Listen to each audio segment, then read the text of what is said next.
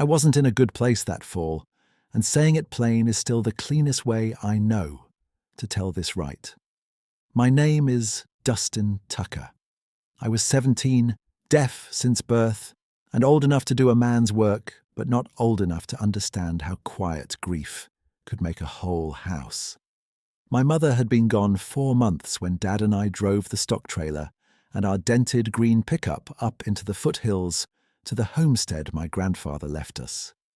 The property sat where pasture gave up and timber started, 2 creeks down from the state road, with one narrow bridge and a lot of old fences that had seen better years. We moved there because it was paid for and because neither of us could stand the townhouse anymore, with her apron still on the kitchen hook and her coffee mug still in the cabinet like she might walk in and ask for it. I had always read lips better than most hearing folks gave me credit for. In school, in feed stores, in church basements, I'd follow a whole conversation from 30 feet if people faced me and didn't mumble. At home after Mum died, lip reading got me less and less. Dad still loved me. I never doubted that. He just stopped using his face the way people do when they want to be understood. His mouth moved in short, practical bursts. Gate, fuel, salt block, dinner. He looked at ledgers, weather apps, hay invoices, anything except the spot by the stove where she used to stand. In a loud world, I could navigate. In a world where a person chooses silence, there wasn't much to read. The place needed work from sunup to dark, and that suited me because work has edges. You can finish a fence section. You can split a round clean. You can tell when a trough is full. Grief doesn't have edges. It spreads. So I made myself useful in ways that didn't require anyone to talk. By the second week of September, I had replaced 2 stretches of west fence where elk had pushed through in spring, then reset 3 cedar posts near the lower pasture where the ground stayed soft. I sharpened the maul head with a file and split fur until my palms burned through the gloves. I fed the chickens at first light and just before dark, checked the old hens for mites, cleaned the coop vent screens, and learned exactly how much cracked corn Blue could steal before I noticed. Blue was 12, half cattle dog and half stubborn weather vane, with one scar over his left eye and the habit of leaning into my leg whenever I stood still too long. He had belonged to Mom first. She trained him with hand signals and patience, and he followed me because my hands looked like hers when I signed. In those first weeks on the homestead, he was my easiest conversation. I signed nonsense to him while we walked the back lot, and he answered by glancing up, huffing, and trotting ahead to show me whatever he thought mattered. A loose board, a rabbit trail, one turkey feather caught in blackberry wire. If I needed to laugh, I'd sign him a full sentence and watch him cock his head like he was deciding whether my grammar was worth his time. I actually apologized once to him for stepping on his tail, and he gave me that old dog stare that said he'd seen smarter people than me make worse mistakes. Dad and I settled into a pattern that looked orderly from the outside. He cooked breakfast most mornings, eggs, toast, bacon when we had it. I packed tools. We worked separate sections of the property, meeting at noon by whichever truck had the water jug that day. Supper was at 6, unless something broke. He'd ask short questions with his hands in the rough signs Mum taught him years ago. Need nails? Chickens fed? I answered in fuller signs than he used, then mouthed words to help him track. Sometimes he caught every bit. Sometimes he waved off the rest and turned back to his plate. A primary consideration in those moments was energy. Both of us were spending all we had just staying upright. Still, the resulting tension sat heavy. We were father and son at the same table, and I felt farther from him than when I was 10 and angry about homework. One night, rain ticked against the tin porch roof while I sorted screws and hinge pins at the kitchen table. Dad stood at the sink with his back to me, shoulders squared like he was bracing against wind that wasn't there. I tapped the table so he'd look, then signed, Sunday. Cemetery. He watched my hands, then looked down at the dish towel in his hands and rubbed at one clean plate like it needed scrubbing. Finally, he turned, met my eyes, and spoke slow enough for me to read. Roads rough after rain. Next week, maybe. I signed. We said that last week. His jaw tightened. I know. I tried again, smaller this time. I miss her. He looked at my hands, then at the floor. Me too, son. The words were clear on his mouth. Then he added, too fast for me to catch, and when I asked him to repeat, he shook his head and carried the plate to the cupboard. That was all for that night. I told myself this couldn't matter, not anymore. That was one of the lies I rehearsed while stacking wood in the shed and checking the level in the diesel tank and counting feed bags in the barn. I told myself we were practical men, and practical men didn't need to drag pain into every conversation. I told myself, if I kept my body tired enough, my mind would stop circling the same missing things. Her laugh with one hand over her mouth, the way she tapped my shoulder twice before stepping into my line of sight, the leather smell of her chore gloves hanging by the mudroom door.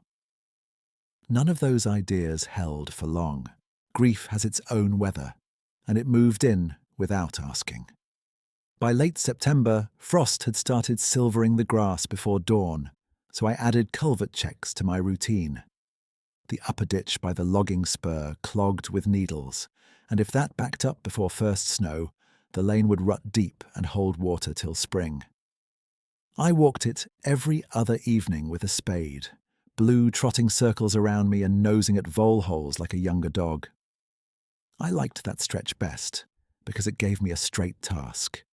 Clear the grates, pull the branch tangles, watch flow direction, verify runoff at the lower bend. Up there, the forest stood thick with cedar and fir, trunks dark with moisture, understory full of sword ferns and fallen limbs, softened by moss. Even without sound, I could feel the place through movement and vibration, the tremor of my boots on plank bridges, the twitch of blue shoulders when deer crossed downwind, the rhythm of wind in high branches visible in ripples of shadow. There was a stump near the cedar line where I started leaving Mom's old work gloves while I worked that ditch. I didn't have a good reason that would satisfy anybody else. The leather was cracked at the thumbs, and one cuff had her initials burned in with a wood tool, MT, crooked because she said straight lines were overrated. Holding them made my chest ache and settle at the same time. So I set them on that stump some evenings while I cleared brush, then picked them up before dark and carried them home in my jacket pocket. It became a ritual, one of those small private frameworks people build when larger meanings are missing. Dad never asked about it. I never offered. 3 days before October started, I spent most of an afternoon mending the north pasture gate, where rot had taken the lower rail. I was mud to the knees, hungry, and in no mood for memory by the time I reached the timber edge to run the culvert line. The light had gone that yellow-grey colour that comes before early autumn dusk. Blue ranged ahead, then stopped at the stump and sat down. Not alert, not stiff, just seated with relaxed ears and his tail laid on the leaves. I stood there with my spade over one shoulder and watched him stare into the trees like he was waiting for someone late to supper. I stepped closer and saw 3 flat river stones stacked on the stump exactly where Mom's gloves had been. Not balanced random, not dropped, deliberate. Largest on bottom, then a smaller one, then a thin dark oval at the top like a capstone. The gloves were folded beside them, clean of mud. I looked all around for tracks and saw nothing I trusted in the leaf litter. My first thought was Dad, but he was down by the machine shed rebuilding the generator mount. My second was neighbours, except our nearest one was 2 ridges over and not the type to hike in and arrange rocks for a joke. I glanced at Blue. He yawned. Then he looked back to the trees with that same calm posture, like whoever had done it belonged there. I didn't feel fear. That's important. I felt the ground tilt a little under my assumptions. I set my spade down, picked up the top stone, and turned it in my hand. Smooth, creak-worn, still cool from shade. I put it back where it had been because moving the stack felt rude in a way I couldn't explain. Then I collected the gloves, touched the initials with my thumb, and signed toward the cedar line out of old habit and raw ache more than logic. Thank you. My hands looked small in the fading light. Blue stood up and leaned against my leg. On the walk back, I laughed once at myself, short and embarrassed. I'd just thanked empty air like a man who'd misplaced his senses. Blue looked up at me, offended by the tone, and I signed sorry to him because he was the only witness, and because he'd never once made me feel foolish for talking with my hands. By the time I reached the porch, dusk had settled in full. Dad opened the screen door before I could pull it, took one look at my face and mouthed, "You okay?" I nodded yes because I didn't know what else to do with what I'd seen, and because some truths arrive quietly, then wait to see whether you're willing to meet them.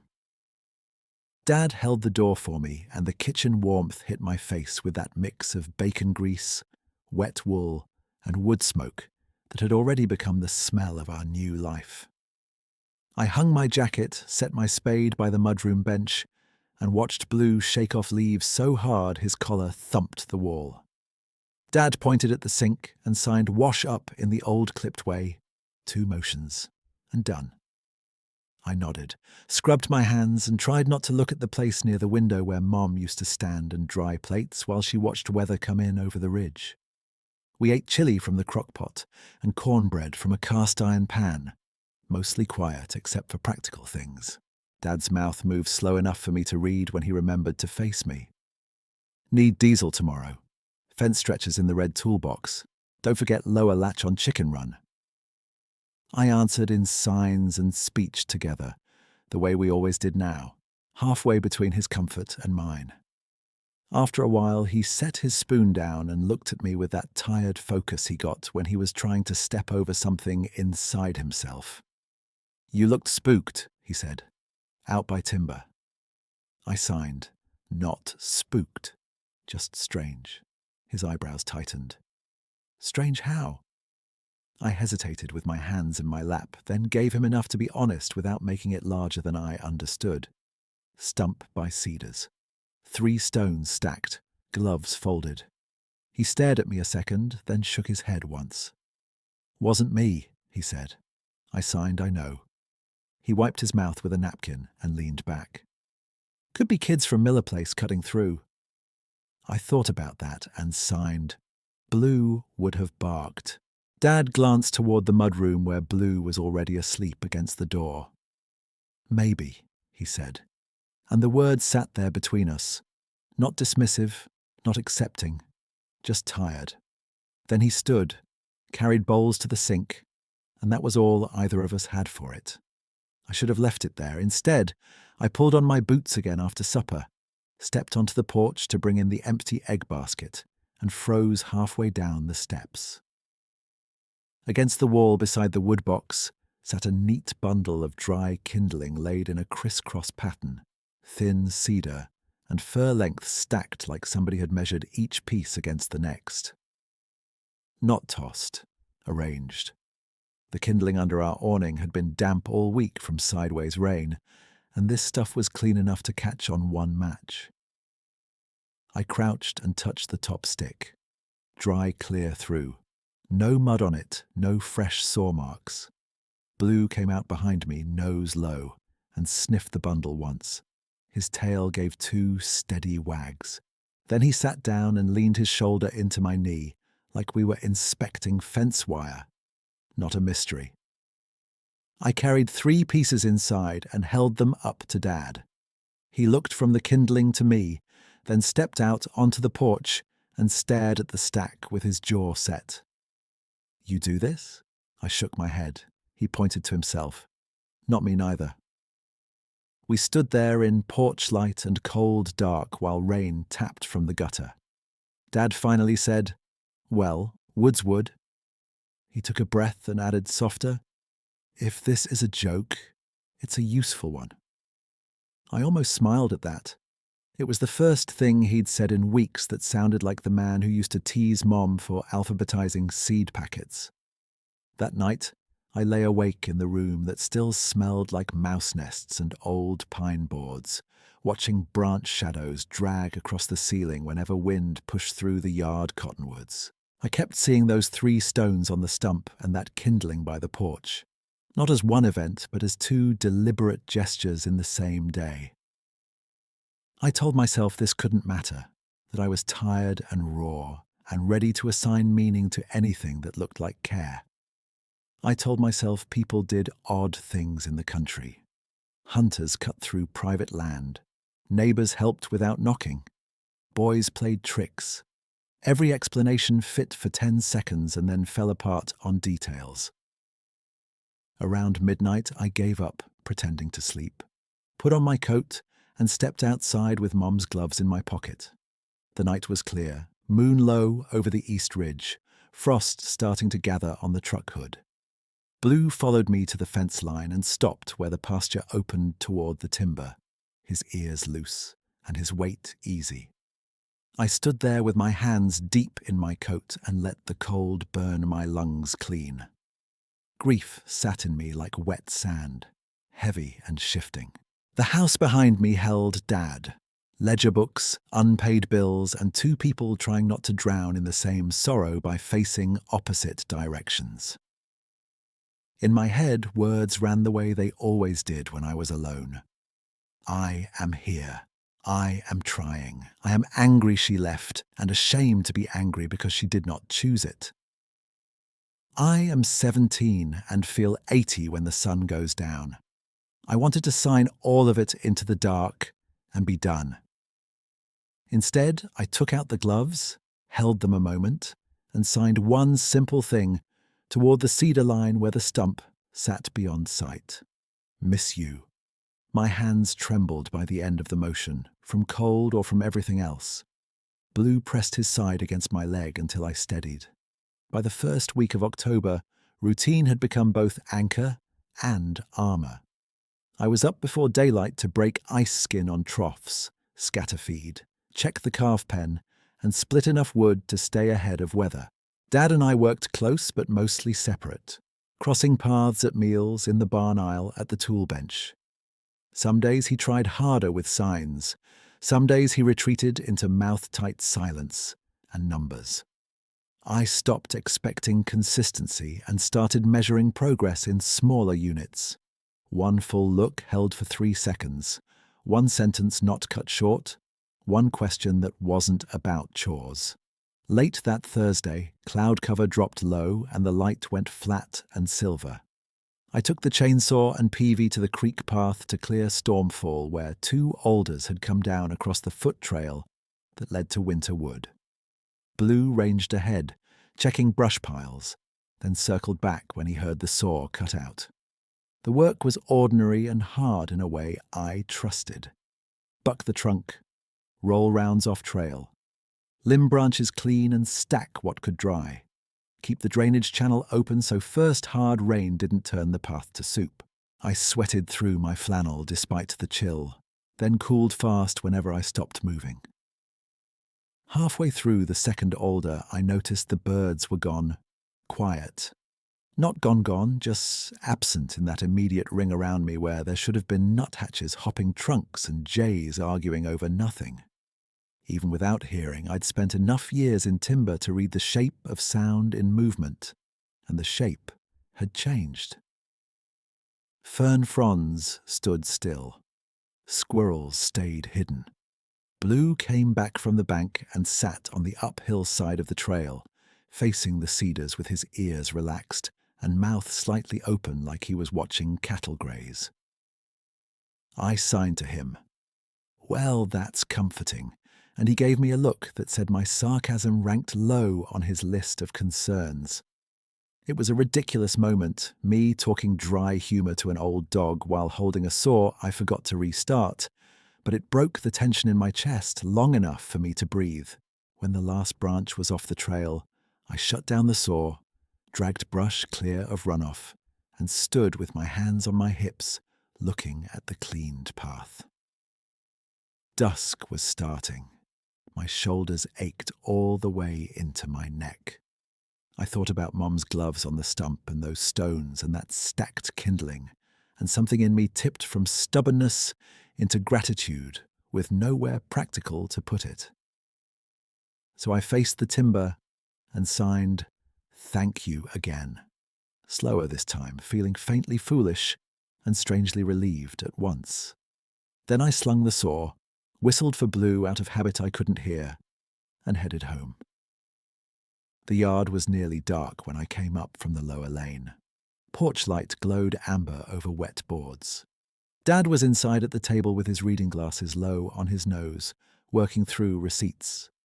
I set the saw in the mudroom, wiped my boots, and looked toward the woodbox without meaning to.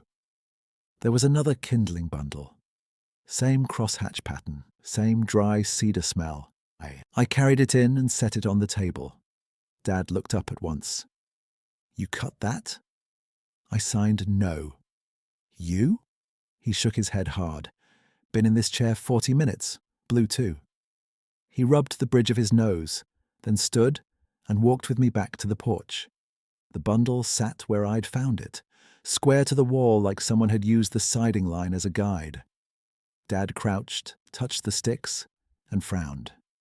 "Dry as kiln wood," he mouthed.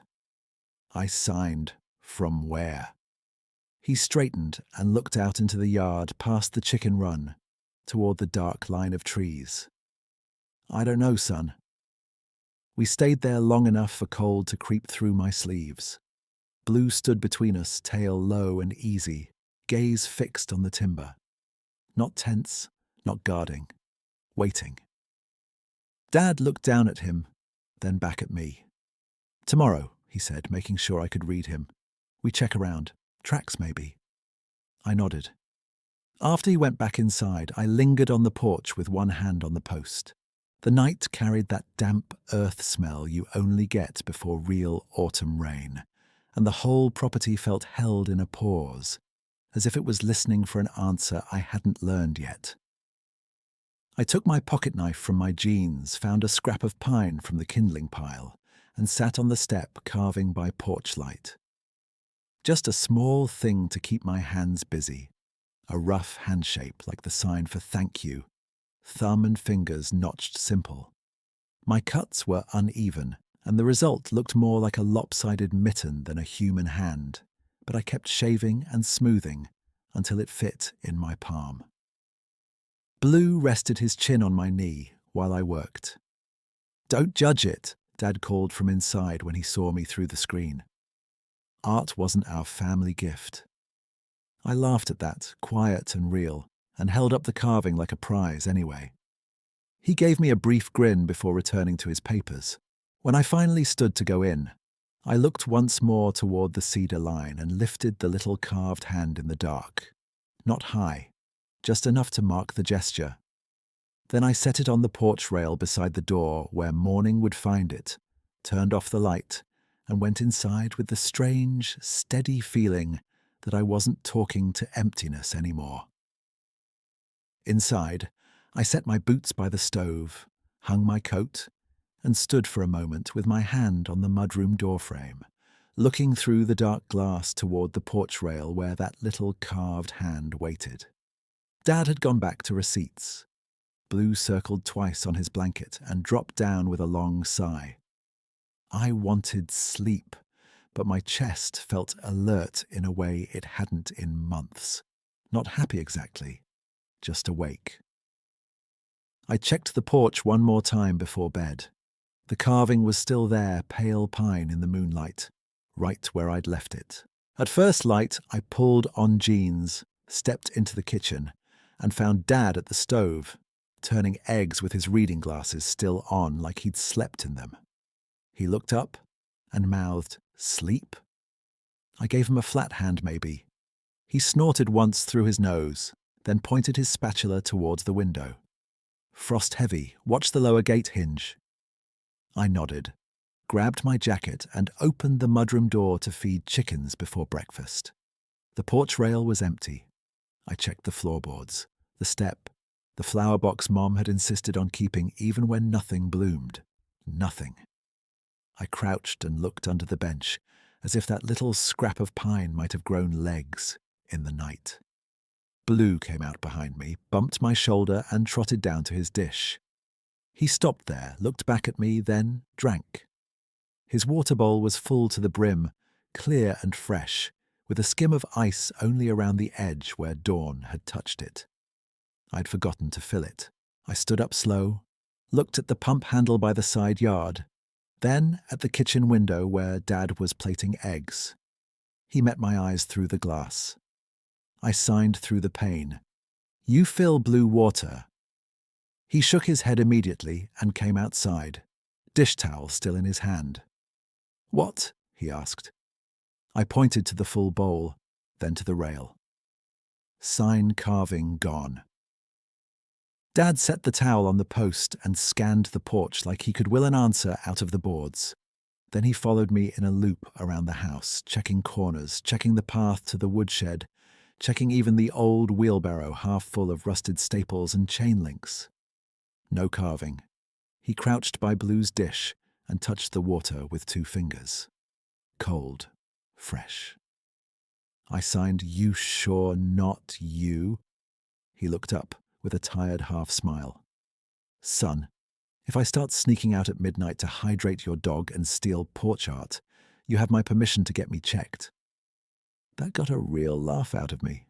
Short, but honest. We both heard it in our own ways. Then he stood, wiped his wet fingers on his jeans, and pointed toward the timber. After breakfast, we look around like I said. We ate fast, then walked the edge of the yard and down toward the cedar line with Blue quartering ahead. The ground there held prints poorly under needles and old leaves, but near the ditch crossing where mud stayed soft, Dad stopped and lifted his hand for me to come look. In the damp earth were 2 impressions deeper than my boot tread, oval and wide at the front, heel narrow, stride longer than mine by a clear margin. Not sharp enough for toes, not clean enough for a cast, but present. Blue sniffed the edge, sneezed, and sat down, facing the trees with relaxed shoulders. Dad glanced at him, then at me. "Bear," he mouthed, uncertain. I measured 1 print against my palm, bigger by half. Could still be smear, distortion, run-off trickery. I signed maybe, but the word felt thin. We found no carving and no more clear tracks. By mid-morning, Dad headed for the machine shed to pull a tire off the stock trailer. I finished coop chores, split 2 rounds of fur, and carried Mum's gloves in my back pocket without deciding to. By the 2nd day of October, my mind had started circling the cedar stump the way a tongue finds a cracked tooth. I kept telling myself I'd go after lunch. I went before lunch.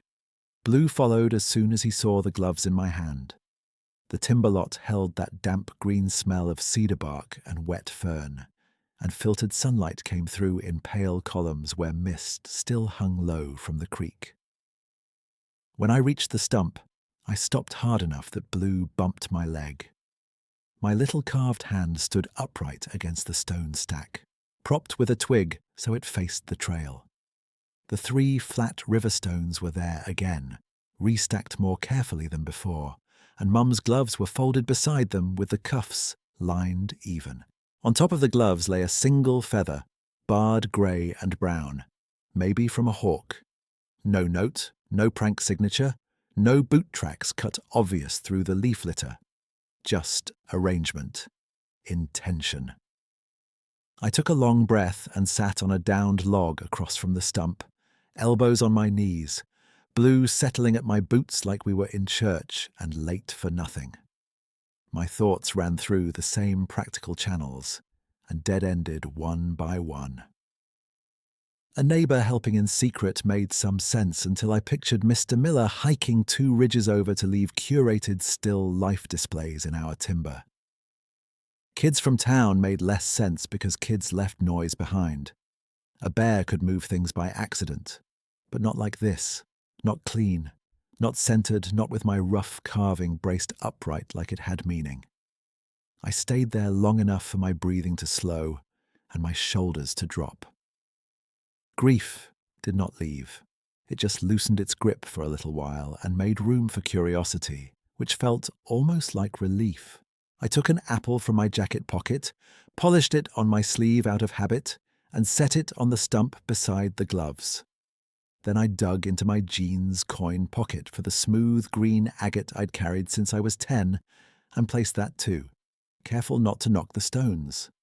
It occurred to me, sitting there in wet leaves with an old dog and a stack of rocks, that I had entered into some kind of barter with the woods, and if anyone from school had seen me, they'd have had material for months.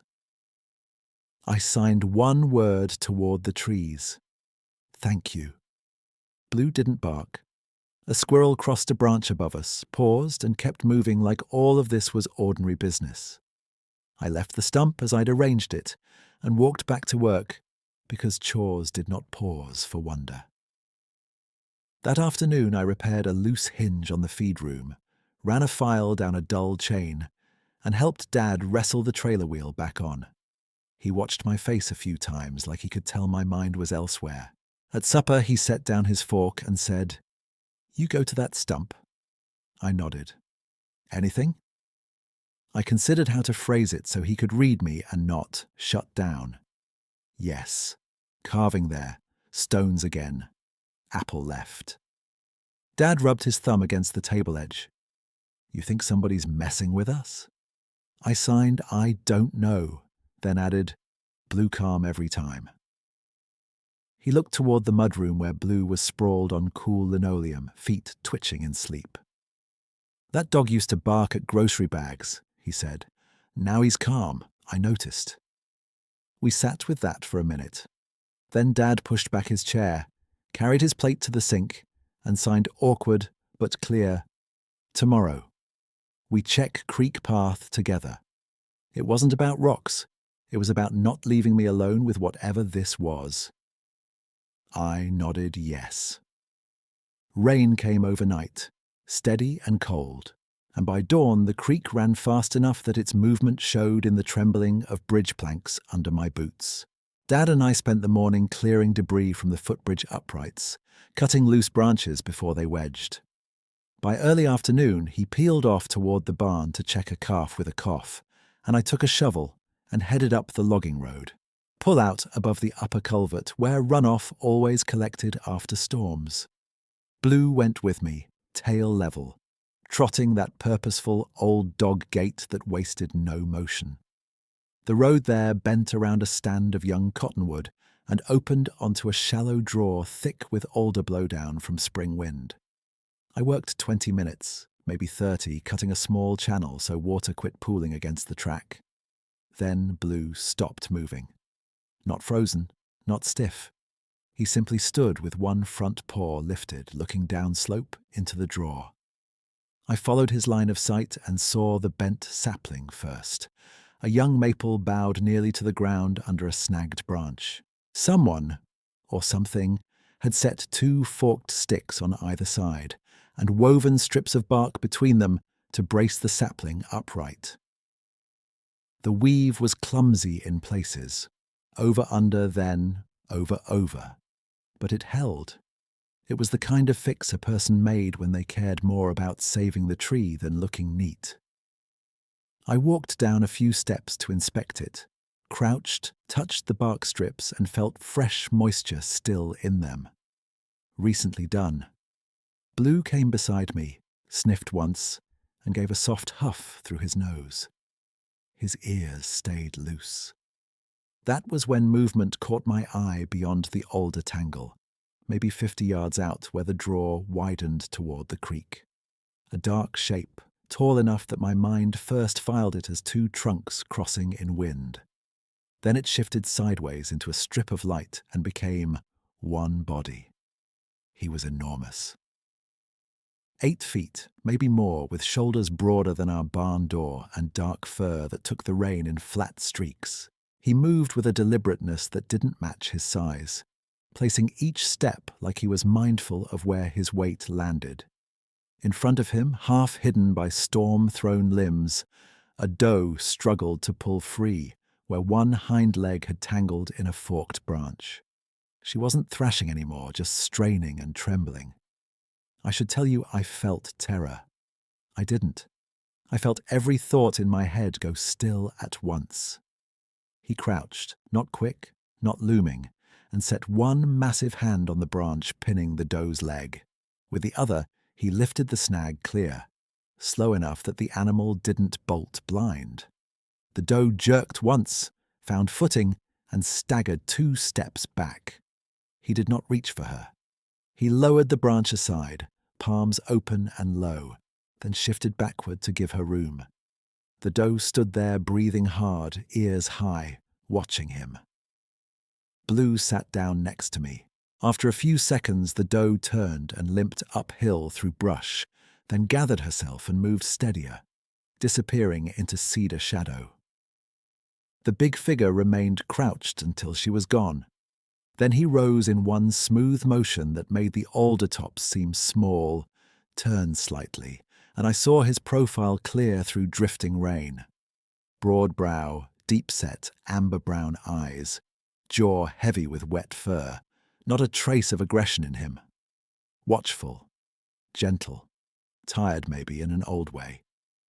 I was kneeling in mud with a shovel in one hand, staring like I'd forgotten how to be a person.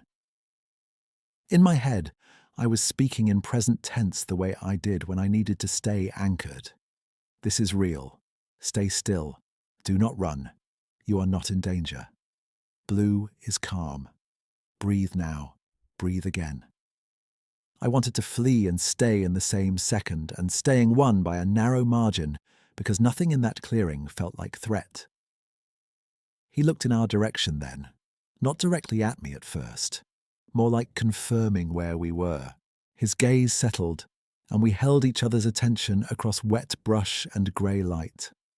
I lifted my empty hand from my knee, slow as I could, and signed "thank you" once, small and plain. He did not mirror it, not yet, but he dipped his head a fraction, then stepped backward into the alder shade and moved uphill between trees with that same careful placement, each stride quiet despite his size, until rain and trunks took him from sight. I stayed kneeling until cold soaked through my jeans and my leg cramped. Blue licked my wrist once, practical as ever, then nudged the shovel handle like he was reminding me we still had work to finish, and daylight did not wait for wonder. I stood, wiped rain from my face, and looked at the braced sapling, the cleared snag, the empty space where he had been. Then I set the shovel to the ditch again with shaking hands and a strange, steady gratitude that ran deeper than words. I finished cutting the runoff channel because leaving it half done would have nagged at me all night. Then I shouldered the shovel and started down the road with Blue, pacing close on my left. My hands still shook, not wild, just a steady tremor I could feel in my wrists. Every few steps I looked back at the draw as if the alders might part again and prove I had not made it up from grief and rain and wishful thinking. They stayed still. The braced sapling held upright in the wash like a small flag of intention. By the time I reached the yard, dusk had flattened into that blue-grey hour where edges blur. Dad was at the barn door with a feed scoop, and he saw my face before I was close enough to sign. He set the scoop down and mouthed, "What happened?" I planted the shovel by the post, wiped rain off my forehead, and tried to start in the middle where it would sound least crazy. Big tracks again, dew trapped in branches. Something lifted, branch off, huge. I signed the last word with both hands, spread wide, then higher, trying to mark scale in air. Dad watched hard, eyes moving from my hands to my mouth and back. "Bear," he said. I shook my head. 2 legs, stood up, helped her, left. For a long second he did not move. Then he picked up the scoop, set it down again, and spoke slowly so I could catch each shape. "You sayin' a man in a coat?" I signed no coat. Fur, bigger than door. Blue sat between us, calm as fence wire, and looked from me to the timber. Dad rubbed at the rain on his cheek like he could wipe uncertainty off with it. "All right," he said. "We eat, then you tell me one more time." It was not belief, but it was not dismissal, and at that point, I could work with that. At the table I told him again, this time in sequence, hands moving slower than my heartbeat. I showed the crouch, the lift, the way the dough regained footing, the way that massive shape stepped back and waited. Dad asked practical questions, the kind he used when troubleshooting an engine. Distance, light, wind, tracks, what Blue did. I answered all of it. Blue had sat. Blue had not growled. Blue had watched like he watched me fix a hinge. Dad kept his mouth tight and thoughtful. When I finished, he leaned back and looked past me to the dark window. "You sure about what you saw?" I held his gaze and signed yes, then added, "I know how it sounds." He nodded once, a concession to both facts. "We check that drawer tomorrow. First light." That night I lay awake again, but the feeling had changed. The fear I expected never arrived. What came instead was a widening, like somebody had opened a door in a wall I thought was load-bearing. In my head, the words ran in present tense, steady and plain, because that is how I keep from drifting. I told myself this couldn't be real. I told myself exhaustion can make ordinary things look strange. I told myself to choose the explanation that fits the world I already know. Then I see the doe standing free and that huge body stepping back to give her room, and the argument collapses. Predators do not move like that. Pranksters do not wait for deer to settle. Whatever he is careful. Whatever he is, he saw me and did not rush, hide, or challenge. He simply acknowledged I was there the way you acknowledge another worker at the far end of a field. Morning came bright and hard with frost on every board. Dad and I walked to the drawer with coffee and travel mugs, and Blue trotting ahead. The storm debris was shifted farther than it had been the day before. Not scattered by current, but moved off the game trail in piles, heavy limbs stacked where they would not slide back. Dad knelt by a patch of mud and called me over with 2 fingers. The print there was clearer than the ones by the ditch crossing, long and broad with deep heel set and a stride that ate distance. Next to it ran the doe's narrower tracks, staggered at first, then steadier upslope. Dad held his mug in both hands and stared at the ground like it had insulted his math. "Could still be wash distortion," he said finally, though his mouth did not quite commit to it. I signed maybe, because maybe was still the only bridge he had. Then I pointed to the stacked debris and signed, "This not wash." He looked at the piles, then at the braced sapling, and gave a small, helpless shrug. On the way back, Blue trotted to the cedar stump trail without waiting for instruction. I followed and found the apple gone. The agate moved to the center of the 3 stones, and my carved hand laid flat across the top, like a lid. Beside it sat 2 dry cedar twigs bound together with grass stems in a tight little cross. I picked that bundle up and turned it in my fingers. Not random, not wind, a gesture answering a gesture.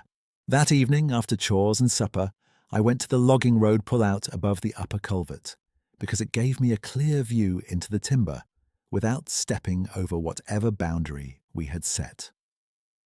I brought no camera and no notebook.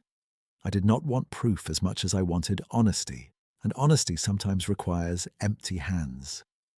Blue settled at my boots while I sat on the guard log and signed simple words into the trees, because simple words were all I trusted. Home. Safe. Thank you. Nothing moved except mist slipping between trunks and a pair of crows cutting across the ridge toward roost. Even that felt like company.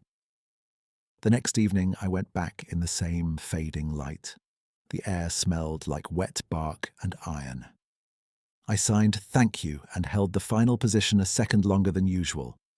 Blue stood up, ears relaxed, tail giving one slow sweep. About 50 yards out, where the cedars thinned near a mossed boulder, two massive hands rose into view at chest height, palms forward, fingers long and dark against the trunks. They hovered there, then one hand shifted, careful and uncertain, as if trying to follow the path my fingers had just traced in the air, but not finding every stop, not exact, not finished, still deliberate. I forgot to breathe. Then I laughed once under my breath, a shaky sound, because my whole life I had watched hearing people mangle signs and keep trying. And now, this ancient giant in the trees was trying to meet me halfway with patient concentration. I signed again, smaller and deliberate. "Thank you." The hands answered with the same cautious motion, then opened, palms out, an acknowledgement I could feel as clearly as words. Blue sat down and leaned into my shin like he approved of everyone's effort. I signed "home" next, touching my cheek, then closing my hand. The hands did not copy that one. They lowered, rested on a trunk, and stayed visible while the rest of him remained mostly in shadow. It felt less like refusal than boundary, as if he was saying this word I almost know. That one I do not. I nodded without meaning to, like we were two men sorting out shared vocabulary at a fence line. After a moment, he withdrew, not abrupt, simply stepping back, until cedar bark and dusk absorbed him. I stayed on the pull-out until cold reached through my jacket. In my head, the present tense current ran clear and strong. I am not inventing this. I am not being mocked. He is not afraid of me. I am not afraid of him. We are both learning the edges of each other. There was grief in me still, raw as ever, but wonder had moved in beside it and made space where there had only been weight. Clouds came down before dawn and stayed low all day. Rain started as a thin hiss on the metal roof, then thickened by afternoon into steady weather that flattened the pasture and blurred the far tree line. By dark, the creek had already turned from clear run to brown push, carrying bark strips and leaves in tight spinning seams. Dad named it like it was a person we had to manage.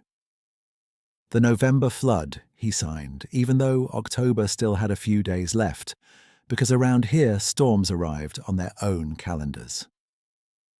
Our footbridge to the winter wood lot began to shudder under debris hits, and the bank near Mum's memorial cedar started sloughing at the edge where I had planted it in spring. That cedar mattered to me in a way I never explained well. It was only shoulder high, no thicker than my wrist, but it was the one living thing I had put in the ground after we buried her. I checked it morning and night, tamped soil around the base, cleared grass from the ring, touched the wet needles with 2 fingers, like taking a pulse. Dad knew the ritual and never teased it. On the next wet morning, he sent me to pull tools from the lower shed before water reached the threshold. I crossed the yard in rain gear with Blue splashing behind me and took the path toward the bridge, then stopped under the cottonwood and just stared. Along the vulnerable bend above the memorial cedar, someone had laid a crescent of stones, each one heavy enough that I would have needed both arms and a pry bar for the bigger pieces. The stones were nested tight, angled to break current. Upstream from that, a snapped cottonwood limb that had been lodged sideways now stood braced against 2 driven forks, redirecting flow toward deeper channel away from the young tree. The cedar itself stood straight in a pocket of calmer water, needles slick and green. I crouched in the rain and touched the nearest stone. Fresh scrape marks on one side, mud still bright where it had turned, recently moved, deliberately placed. I looked toward the house. Dad was visible through rain sheets near the barn, hauling a mineral tub with both hands. He had not done this. I ran back and met him at the gate, signing fast. Creek bank, stone berm, tree safe. You do? He blinked water off his lashes and shook his head. Been here all morning, he said. Why? I signed because words would have stalled me. Someone protected her cedar. Dad's expression changed at that, skepticism giving way to something quieter and more tender than belief. He set the mineral tub down, wiped his hands on his coat, and signed clumsy but clear, "Show me." We went together. He stood in rain to his knees at the bank, studying the stone line like he was reading an unfamiliar manual. Blue walked right up to the cedar, sniffed the braced limb, then sat beside the little tree under the worst of the spray, as calm as if he'd been posted there. Dad touched one of the larger rocks and shook his head in disbelief. No way runoff did this, he said. I signed no. He looked into the timber beyond the creek and spoke slowly. If this is what you think it is, it helped us. He swallowed and corrected himself. Helped your tree. That landed hard in my chest, that he called it mine and still stood there accepting the evidence with me. We reinforced the lower edge with gravel sacks and pulled tools from the shed. Then I made an excuse about checking the upper culvert and headed alone toward the pullout in steady drizzle, heart beating like I was late for something important. He was there before I reached the bend, standing half-screened by cedar trunks where the old skid trail dropped toward the creek. Full height this time. Rain silvering the dark fur along his shoulders, massive hands mud-streaked to the wrists. One hand rested on a rounded riverstone as if he had just set it down. He did not retreat when he saw me. He waited. I stopped at what felt like respectful distance and put both hands where he could see them. Then I signed as clearly as I knew how. Thank you for her tree. My fingers shook on the last sign, not from fear, but from the force of feeling moving through me too fast to hide. He watched my hands, then lifted his own. Slowly, with visible concentration, he repeated the opening motion, then paused, flexed his fingers, and shifted into a broad, open-palmed gesture toward me, before touching his chest once with a fist. After that, he pointed, not at me, but downslope toward the creek bend where the cedar stood. I understood anyway. Safe. Rain ran off my hat brim and into my eyes. I did not wipe it. I signed safe back to him, then home, touching cheek and closing hand. He did not copy home, just held my gaze with those steady amber-brown eyes, then gave the slightest nod and turned toward the timber. In 3 unhurried steps he was among trunks and shadow, carrying his scale and gentleness with him like they belonged together. I stood there a long minute with Blue pressed against my leg, then walked back through rain to finish chores with mud on my cuffs and a quiet certainty I had not felt since before the funeral. The world was larger than the frameworks I had used to survive it, and kinder too. And somehow in the middle of all that weather and loss, something in the forest had chosen to answer me with care. Dad was at the barn lean-to when I came out of the timber, rain dripping off his hat brim in a steady line. He took one look at my face and stepped closer, hands already lifting into the rough sign shape he used when he needed facts, fast. Water rising, bridge, shaking, help now. I nodded and followed him at a run that was more mud than speed, Blue cutting ahead and circling back like he was trying to herd both of us into the same urgency. By full dark, the whole place had narrowed to tasks. We moved mineral tubs to higher pallets, latched the chicken run twice, and pulled loose tools from the lower shed before the threshold went under. Rain came slantwise in sheets that turned porch light into a white blur, and the creek had lost its banks in 3 places. Current packed with branches, bark strips, and one spinning section of old fence rail that kept striking the bridge posts hard enough to rattle the planks. Dad shouted once, then caught himself and turned so I could read him. "Stay on the near side," he said, mouth deliberate, eyes hard with worry. "No hero stuff, we work smart." I signed back. Together. He gave me one short nod. We carried gravel sacks from the tractor shed and laid them along the soft bend above Mom's cedar, adding weight where the mud wanted to peel away. The stone crescent already there still held most of the push, but one upstream gap had opened, and each surge bit at it. I knelt to settle a sack and felt vibration through my hands before I saw what caused it. A heavy rock sliding into place 2 yards beyond where the rain blurred into timber shadow. Dad saw it half a second later and froze with a sack at his knee. Another stone came, then another, each set with startling control, angled into the gap like someone reading current lines better than any survey crew. The shape attached to those hands moved in and out of sight behind spray and cottonwood branches. Huge shoulders bent, posture low and purposeful, never rushing, never wasting effort. No challenge in him, no display, just work. Dad turned toward me, rain running down his cheeks. "It's him," he said, and the words sat plain on his mouth. I nodded, chest tight. We fell into a rhythm without planning it.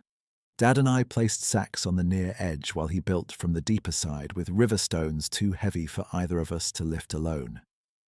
Blue stayed upslope by the cedar, planted like a sentry, soaked through and calm. The snapped cottonwood I'd seen earlier started to twist under pressure. He moved to it, drove one shoulder under the trunk, and eased it into the forked braces he had set before, redirecting flow just enough that water stopped striking the cedar head-on. The current still hammered past, but the violence shifted away from the young tree. I do not know how long we worked in that rain, only that my arms went numb and my breathing turned to smoke in short bursts. In my head, present tense took over the way it always did when the world got too large to hold at once. I am here. Keep your footing. Hand, sack, step, breathe. Do not look at the whole flood. Look at the next stone. I told myself this couldn't be happening, that grief and weather had finally broken the part of me that sorted real from wanted. And then Dad slipped on the bank, caught himself on my shoulder, and pointed with an open hand toward the far side where that massive figure set one last rock into the seam and tamped it with both palms until the current split around it clean. The bridge shudder eased. Not stopped, but eased.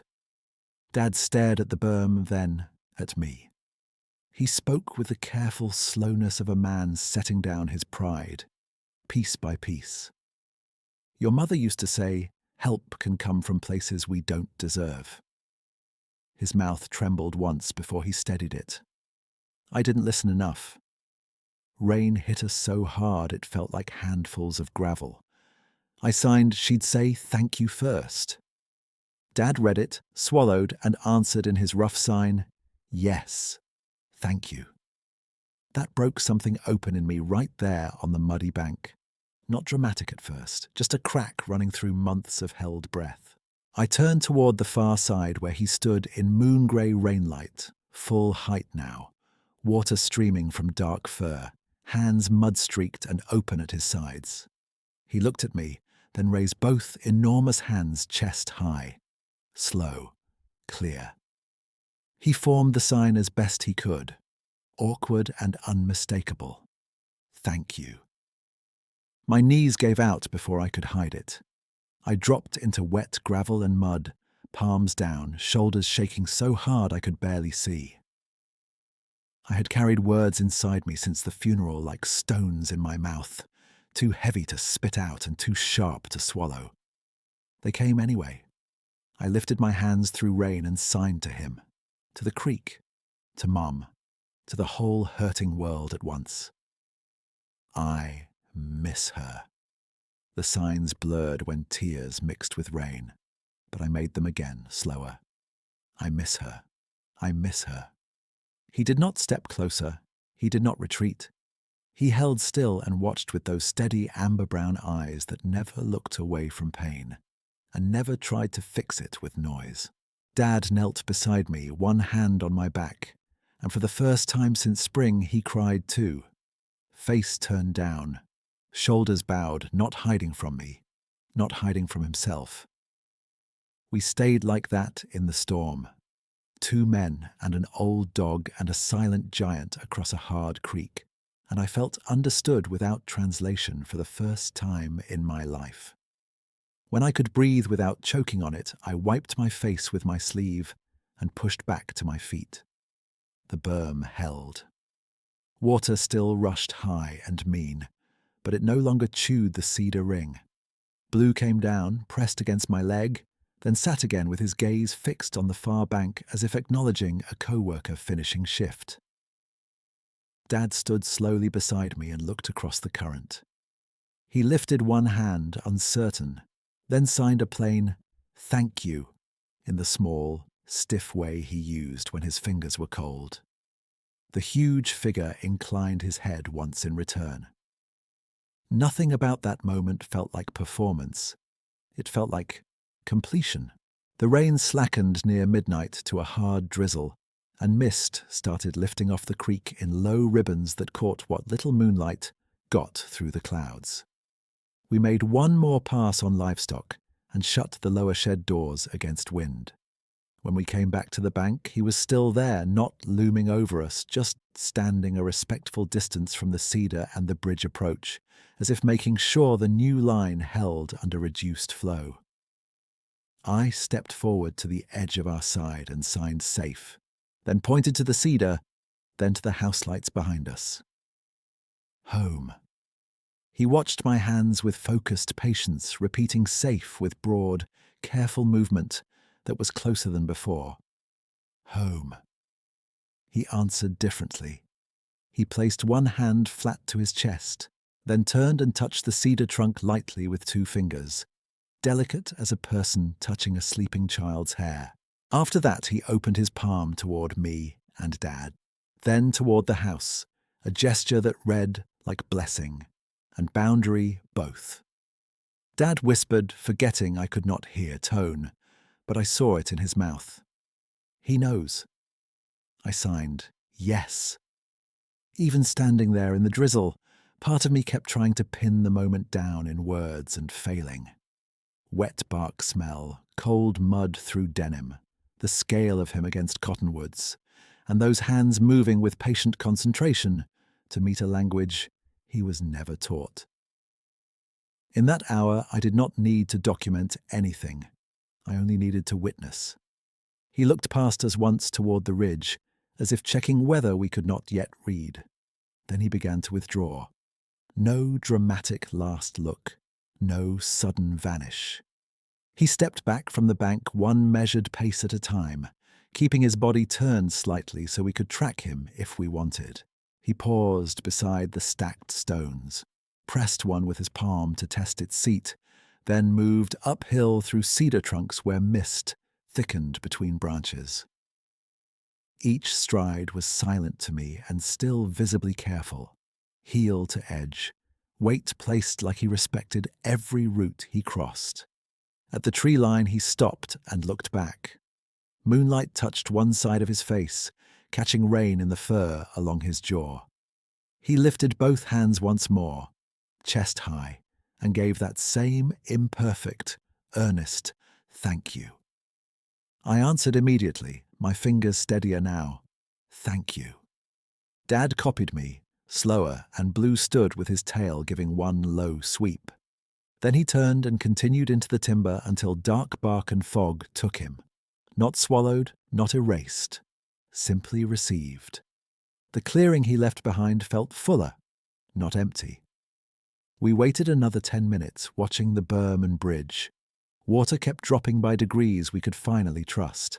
Dad exhaled long, rolled his sore shoulder, and signed with surprising clarity, "Go inside." Hot coffee. Morning check. I nodded, but before we left, I crossed to the porch rail. A smooth river stone I recognized from the first stack at the cedar stump sat there, dry and upright despite the weather. No mud on it. Placed with care. I put the stone in my pocket as we went in. At dawn, the creek had receded below the lower planks, the bridge no longer shaking, livestock fed and dry, cedar upright in a crescent of rock that looked like it had always belonged there. On the far bank, deep prints marked a line from the water's edge to the trees, already softening at the edges where mist settled. Beside the first print, set upright in wet gravel, was my carved wooden thank you sign, returned like a promise kept.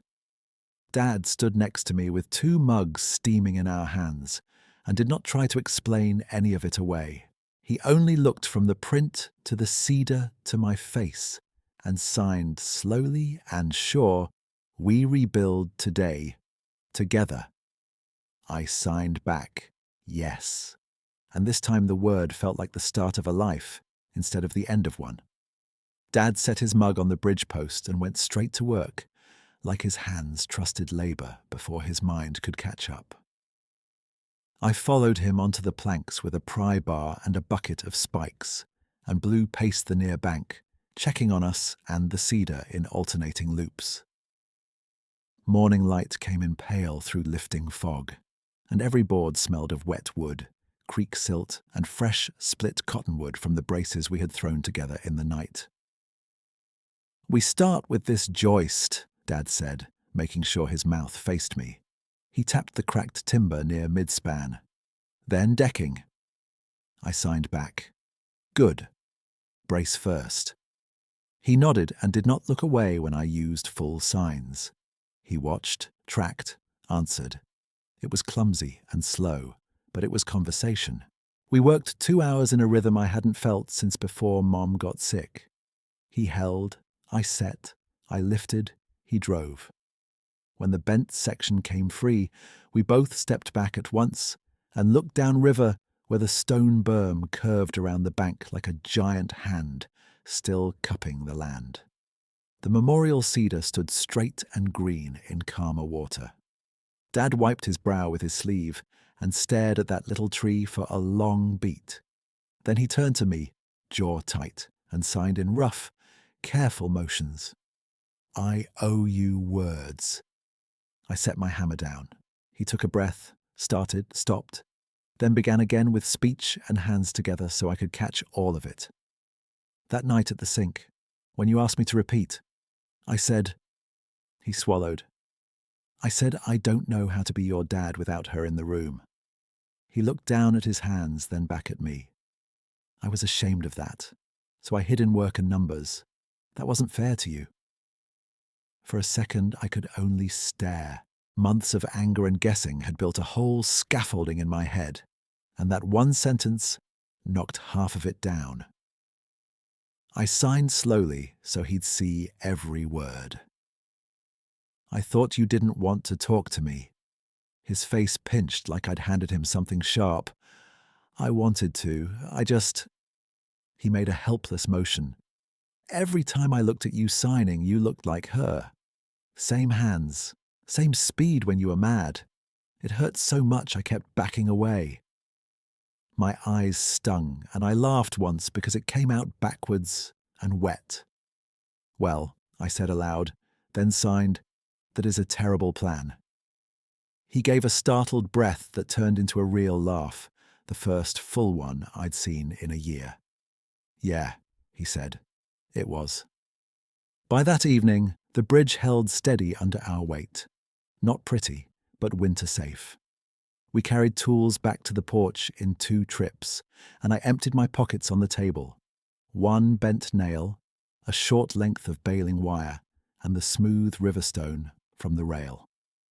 Dad touched the stone with 1 finger like he was greeting it. "You keeping that?" I signed, "Yes." He nodded like that made sense. After supper, I walked to the cedar stump with Blue and a dry rag in my pocket. The woods were damp and bright from post-flood wash. Every fern washed clean and every trunk dark to black. On the stump sat the 3 flat stones in their old order. My agate was still centered between them, and the hawk feather lay beside it, pinned under the little grass-tied cross of cedar twigs, so it wouldn't blow away. Mum's gloves were folded on the far side, dry under a slab of bark. Nothing had been scattered. Nothing had been taken. I wiped mud from my carved wooden sign and set it at the base of the stump instead of on top, angled toward the trail like a marker. Then I took one of the original flat stones in both hands, turned it, and put it back exactly where it had been. I wanted to keep all of it. I also knew some things were meant to stay where they were given. I signed 3 words into the trees. Thank you. Safe. Home. Blue sat down and leaned against my knee. 3 days passed before the county grader crew reached our road, and by then everybody up the drainage was swapping flood stories at Miller's feed store.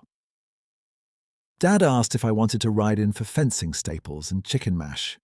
I said yes, because hiding forever would have turned the encounter into something brittle, and I needed to test what could be said in daylight. The store smelled like mineral salt, coffee, wet wool, and diesel drifting in each time the door opened. Mr. Miller looked up from the counter and gave me that long, measuring glance older men use when they're deciding whether to joke or be kind. His lips moved slow enough for me. Heard your bridge near went out. You two all right? I signed and spoke. We're good. Bridge repaired, cedar still standing. He nodded, then tipped his head toward Dad. Your boy says true that somebody stacked half the creek bank for you? Dad did not even look at me first. He answered directly. Something did. Mr. Miller held that for a second, then gave one small nod, like he had filed the statement in an old drawer already half full.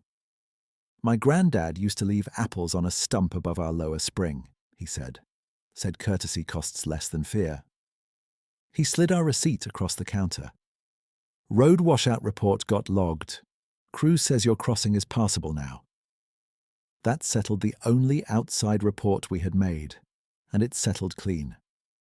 On the way out, Dad carried the feed sack while I took the staples, and neither of us tried to force Miller into confession or denial. Some local knowledge lives by staying unproven. By the second week of November, we had a routine for language, not just chores. Every night after dishes, Dad sat at the table with Mom's old recipe cards flipped blank side up, and I wrote one sign name per card in thick marker. Water, tired, fence, miss, proud, wait, again. He practiced each one until his wrists cramped, swore mildly at his own fingers, and started over. One night, he mangled thank you so badly, it looked like he was shooing flies off his chin, and I laughed hard enough to choke on tea. He pointed at me with mock outrage. You laughed at your elder, I signed respectfully. Very respectfully. Blue thumped his tail against the chair leg like he was voting in my favour. That same night, Dad signed one new word unprompted. Sorry. He held the final shape and looked me square in the face. I answered with yes, and then love you, and he got that one right on the first try. On a clear Sunday, frost crisp underfoot, we drove to the cemetery we had postponed and postponed, until delay became its own kind of pain. Dad carried a thermos and a small wrench for tightening the loose vase bracket on Mum's marker. I carried her gloves and the smooth stone in my jacket pocket. Blue waited in the truck, nose fogging the window, because he had always hated polished stone and formal silence. At the grave, Dad knelt first and tightened the bracket without speaking. Then he stood back, and I laid the gloves beside the marker for a minute while cold sun moved through the maple branches overhead. I signed where only we could see. We're working together again. Cedar is safe. I miss you. I kept my hand over the final sign until my breathing settled. Dad touched my sleeve and signed in slow, deliberate form. I miss her too. Then, after a pause, he added, she'd like this. Use talking. I nodded and put the gloves back on, one at a time. I left the smooth stone at the base of the marker for 10 seconds, then picked it up and returned it to my pocket. That was my grounding token now, not a relic to bury. A week later, first light snow dusted the high ridge and melted by noon. I walked the pull-out road with Blue, checked culverts and paused at the bend where I had first seen those massive hands answer mine. The timber stood quiet. Not empty, just self-contained. No prints, no new gifts. At the stump, the stones remained, the agate still scented, the feather weathered to a softer grey. I refreshed the cedar twig tie and set a fresh apple on the bark slab beside Mom's gloves. I did not ask for another sighting. I did not ask for proof. I signed thank you once and stood there until the cold reached my fingertips. In my head, present tense arrived clear and steady, and I let it run without arguing. I am still practical. I still check fence tension and roof screws and feed invoices. I still doubt wild claims and trust what can be touched. I also know what I saw. A doe lifted free without force. A sapling braced upright. A dog's water filled when I forgot. A creek bank fortified through rain. 2 huge hands shaping my language with care. I know grief did not vanish. It changed temperature. It stopped being a locked room and became a river I could cross with company. I know my father and I were given a second chance and took it with both hands. I know not every truth improves by being argued in public. Some truths are for tending, like a young cedar through hard weather. By early December, the bridge we rebuilt had seasoned under frost and held every load we put across it.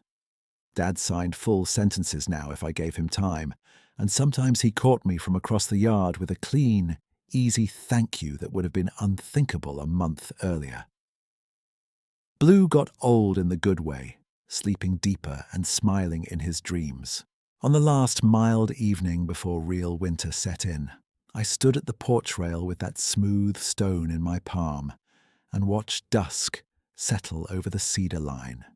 The stone was cool, worn, ordinary except for meaning. I slid it back into my pocket, turned toward the warm kitchen light, and went inside to my father, our dog, and a life that had room for grief, work, wonder, and peace all at once.